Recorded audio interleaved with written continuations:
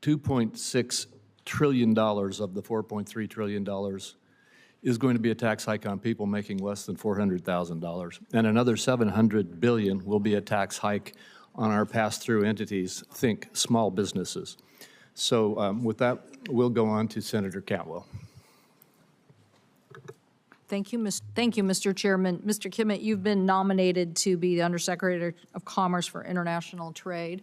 I'm a big supporter of the United States having an aggressive export strategy. I think the state of Washington, you could say it might be our geography, but we just learned a long time ago that being exporters was a really, really important concept. So you'll be working with, the nominee, Jacob Hellberg, at State, he would be in charge of economic growth and energy and environment. The two of you would be in charge of a export strategy for the United States.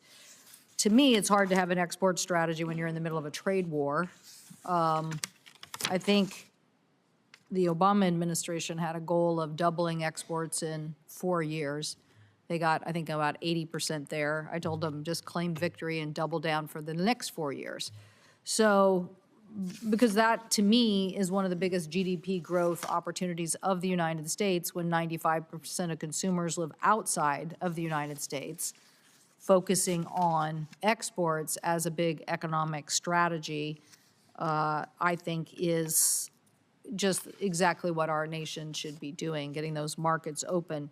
So do you think that that is a good goal to try to double exports in, say, a 4-year or 5-year period of time? And what would you do to make that strategy effective?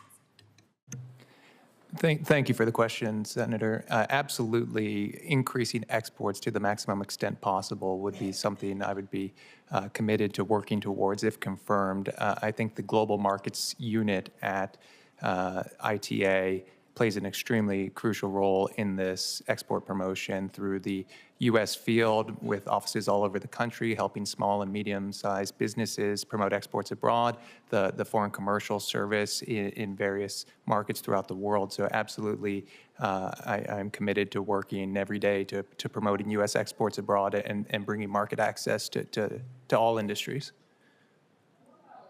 What about alliance building? I've also been a big supporter of what I call a tech NATO. Why not just go get the biggest democracies and the biggest sophisticates in tech, like India and Japan and us, and basically just said these are the rules of the road. I mean, this is who you should buy from: people who don't have a government backdoor, people who have these kind of technology solutions, and maybe even incent the rest of the world instead of us spending money tearing out Huawei behind the fact. Do you think that kind of alliance building would be a priority?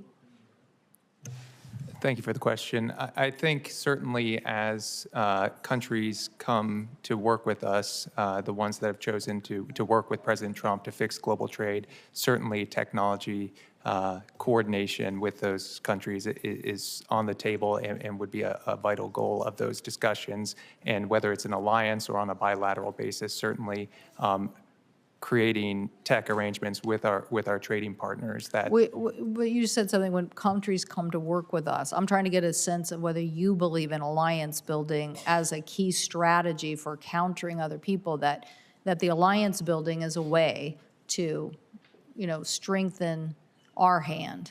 Do you agree with that?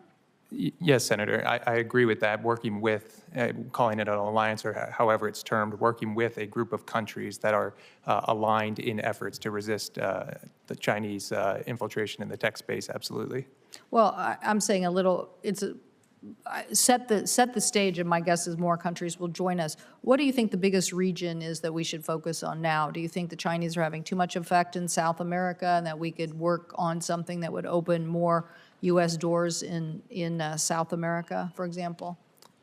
I think every region of the world is important. I think South America certainly is important. I think looking at Southeast Asia in particular, also with countries that move out of China, but then move to local regional partners with China as sort of a backdoor into the United States is certainly something that I also think demands prompt attention. Thank you. Thank you, Mr. Chairman. Thank you. Senator Welch. Thank you very much.